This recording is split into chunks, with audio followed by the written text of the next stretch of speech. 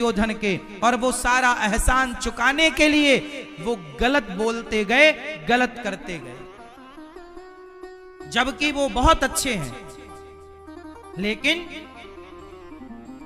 हीरा भी कांच के ढेर में जाकर गिर जाए तो हीरा भी कांच की कीमत पे जाता है, कांच जैसा ही हो जाता है। हीरा कांच की संगति कर ले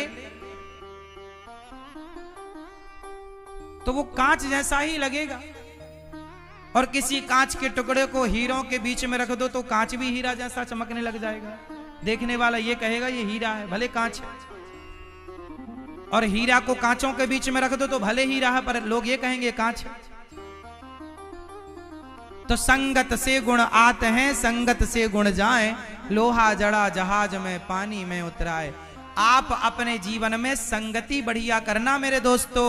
भिंड वाले भक्तों, आपको बहुत ध्यान से समझना है। मैं दोबारा आऊं ना आऊं, लेकिन आपके पास आ गया हूं तो आपको वो सिखा कर जाऊंगा जो आज तक कोई यूनिवर्सिटी आपको ना सिखा पाई, जो कोई कॉलेज आपको ना सिखा पाया, जो कोई स्कूल आपको 12-15 साल में ना सिखा पाया, वो आपको 7 दिन में ये दास अनिरुद्ध आपको सिखाएगा। बस सीखने की जिज्ञासा रखना बस। तो किसी का एहसान मत लेना, वरना हालत तुम्हारी कर्ण की तरह हो जाएगी।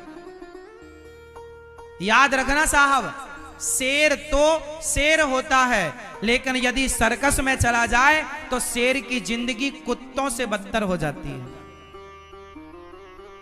यह बात सही है या गलत है? शेर तो शेर है, पर सर्कस में चला जाए तो शेर की जिंदगी कुत्तों जैसी हो जाती है, मालिक के टुकड़ों पर पलता है। इसलिए आप जंगल के शेर बनना, और जंगल का शेर वो है जो नमक रोटी खाए पर किसी के एहसानों तले ना दबे। क्योंकि आदमी आपको एहसानों तले दबाकर सारी जिंदगी आपका शोषण करता है, सारी जिंदगी आपको गुलाम बनाकर आपके साथ आपसे गलत कराता है। आपको करना पड़ेगा, क्योंकि आप एहसानों तले दबे हैं। इसलिए नमक रोटी खाना सीखो, और अपनी इच्छाएं इतनी मत रखना कि इच्छाओं के कारण तुम्हें गुलाम बनना पड़े। हमारा देश गुलाम क्यों बना? क्योंकि कुछ लोगों को अंग्रेजों ने लालच दे दिया कि हम तुम्हें राजा बना देंगे फलानी जगह का, फलानी जगह। अब क्या हुआ?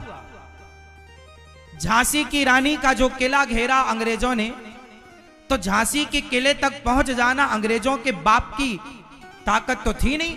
अंग्रेजों का साथ हमारे अपने कुछ सनातन हिंदुओं ने दिया था, हमारे अपने कुछ गद्दारों ने दिया था।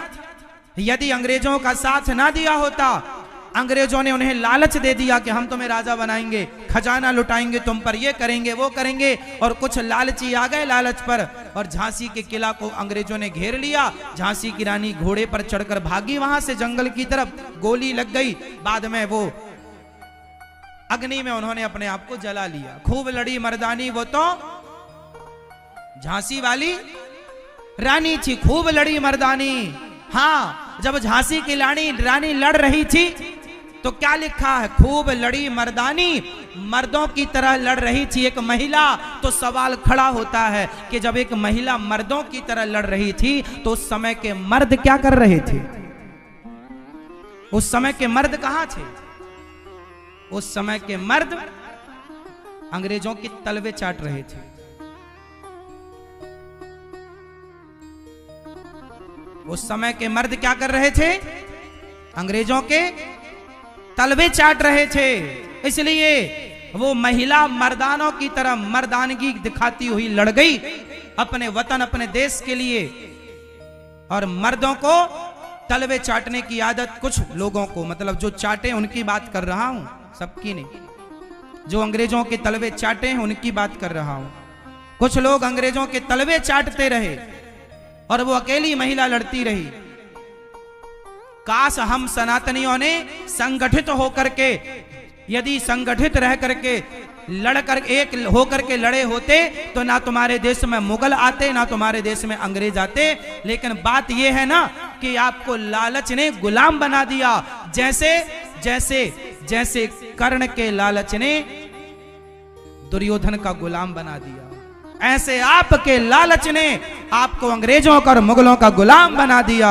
इसलिए जीवन से लालच का त्याग कर दो कि कोई करोड़ों देगा तो भी अपने धर्म और अपने स्वाभिमान को नहीं बेचेंगे। स्वधर्मे निधनम श्रेय पर धर्मो भयावह।